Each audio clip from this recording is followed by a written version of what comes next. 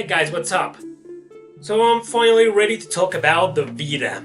It's been 2 weeks, 2 great weeks since I finally got my hands on a PS Vita, this little guy right here, and I'm ready to talk about it, to give my opinion, my thoughts, my experience about it, and to announce as well something that I'll announce at the end of this video.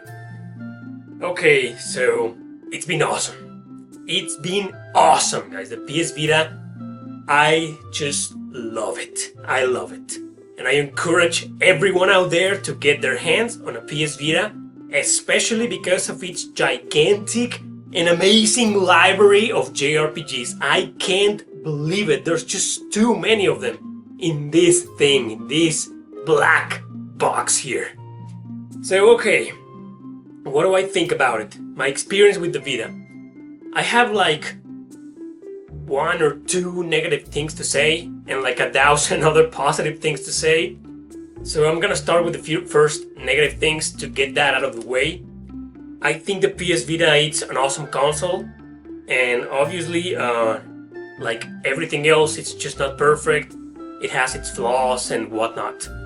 So the first negative thing that I noticed on the Vita is something that I knew from quite a while ago, because as many of you probably don't know or already know, I am a reseller. So I have been reselling video games and consoles for like 9 years already, almost 10. And this has been a business for me for almost a decade. And in that regard, I have barely managed to get my hands on Vitas before to resell them. But I did once, only once. This is the second time in my life that I have a Vita on my hands that it's mine. But the first one, that was too many years ago and I resold it, blah blah blah. That's another story. The thing is that back then I had this friend and he owned a Vita as well.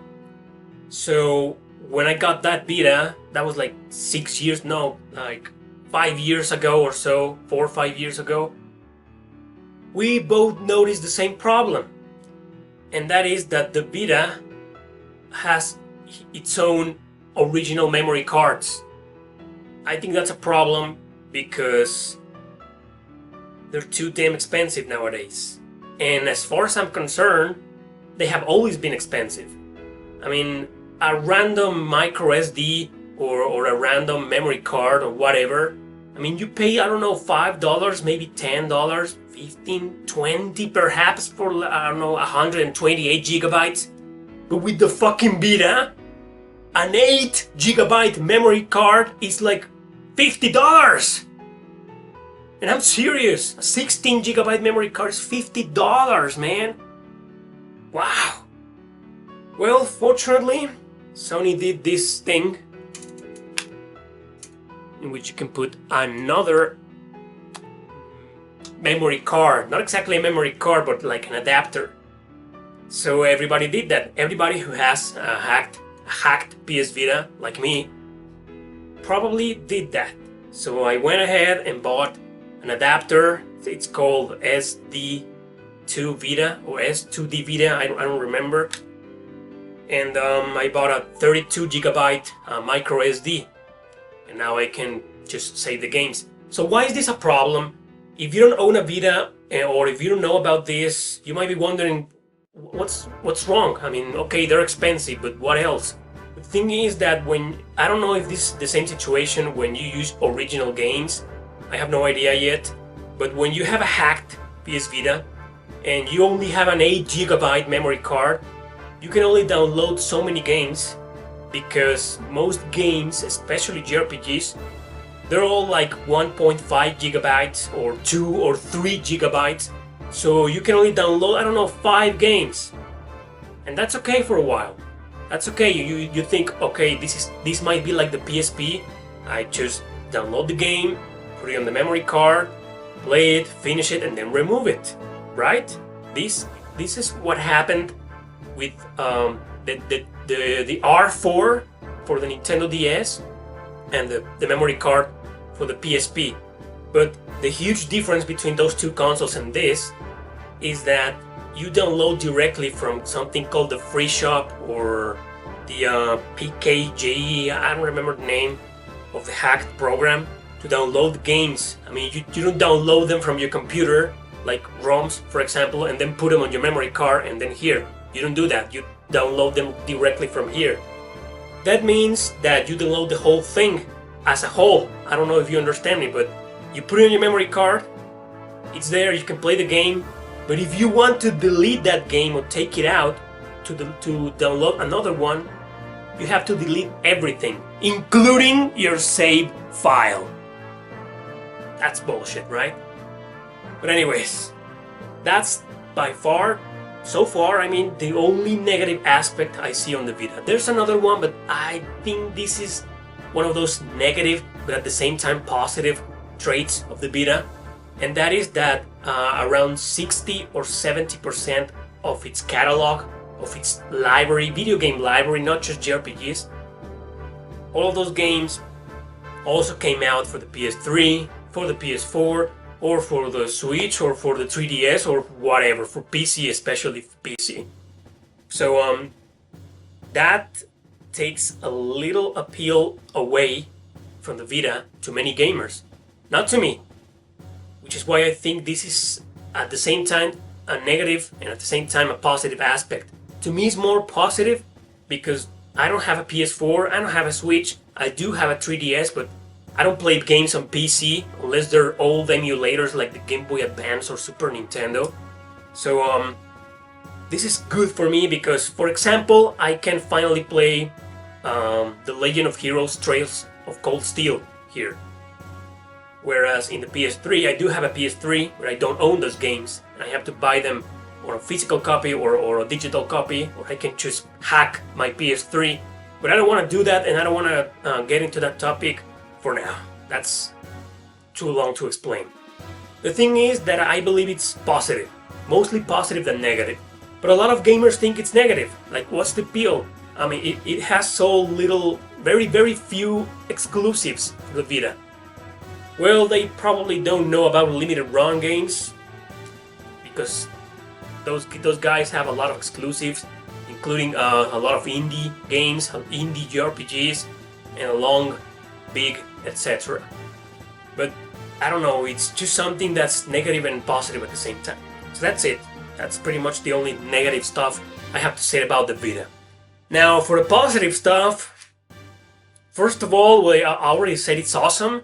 It's an awesome console. And where to start? I'm gonna start with the joystick. The Vita joystick. This right here. Ah, it's so good. It's so damn good. I have struggled playing action RPGs, or pretty much any action game, hack and slash, or whatever, on previous portable consoles. I hate the joystick on the PSP. And the PSP is by far my favorite portable console ever. I hate the 3DS joystick. So whenever I have played action RPGs on those consoles, I have beat some of them, like E7 or the Phantasy Star games, or some Tales of titles, and I enjoy them to an extent, but I don't want to play them again. I don't want to play those games again in those consoles because I can't stand playing with the joystick. But here, man, as soon as I downloaded Muramasa or Tales of Hearts, I was blown away. I was so comfortable playing action RPGs on the PS Vita. That's one of the most positive aspects I found so far on this marvelous console. Now the second one is, well, this might not apply to the slim model. This is the fat model. But the second thing that I found really positive is the OLED screen. I love it. Games look so good. They just look so damn good on the Vita. And another positive trait is that, well, your console needs to be hacked for this. But if you download PSP or PS1 emulators, those games also look so good on this, so damn good. So what's another positive aspect of the volume? The volume is great, and you can moderate it more, sorry for the redundance, more moderately than other consoles. I remember that when I was playing PSP, if I play on a PSP or on the 3DS, the volume even on max, it's still a little low. And on the Vita, it's not.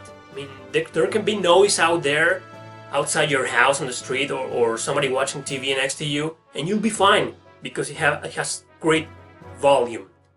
I don't know how to explain that in English, but that's I hope you understand that. The volume is great. The sound is great. Jesus, so what else? I could go on and on, but the thing is that the Vita is awesome.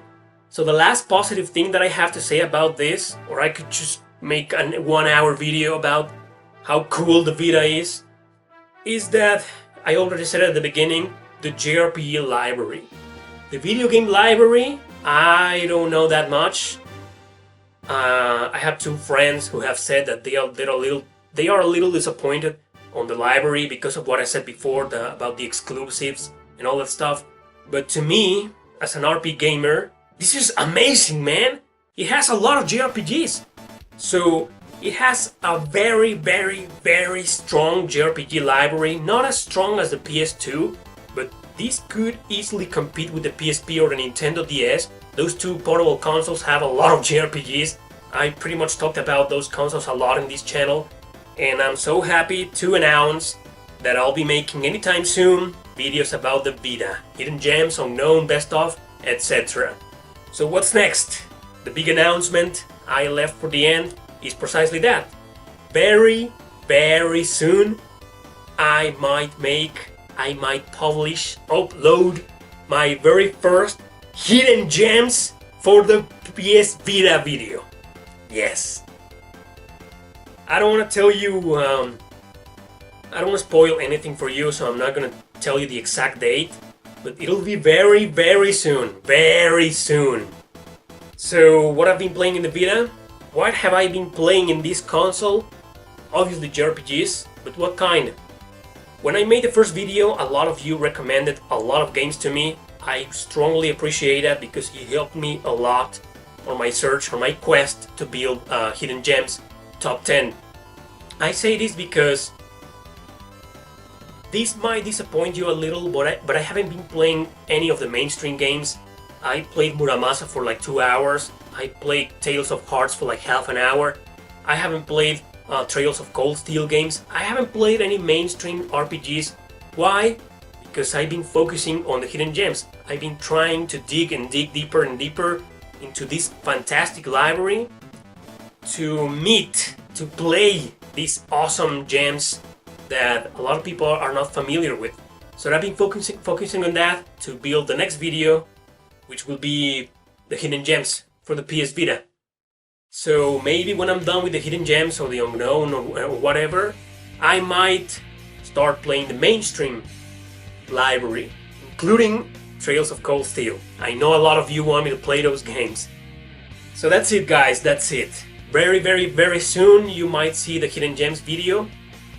Give me a little more time to play them more. I am not the guy who plays, I don't know, an RPG for like half an hour or an hour and says, oh, that is good, it's a hidden gem. I'm not that kind of guy. But I know that's something that you can do with other video games, like, I don't know, puzzle games or platformers or old school video games that you can beat them in an hour or a half an hour or 2 hours. I mean, it's a valid point to just play them for a while and say, oh, it's a great game. But when it comes to RPGs, it's not. I mean, RPGs are at minimum 15 to 20 hours long. And that's if you don't do any side quests. Some RPGs can be 50, 60, 70 hours long, and on and on and on. So for me to build a hidden gems video, I need to play them for at least, I don't know, 4 or 5 hours. Some of them I am close to beat them. They're obviously going to be on the first places on the list, but I don't want to spoil anything for you. The thing is that give me a little more time to end it. I am about 80% finished with the list.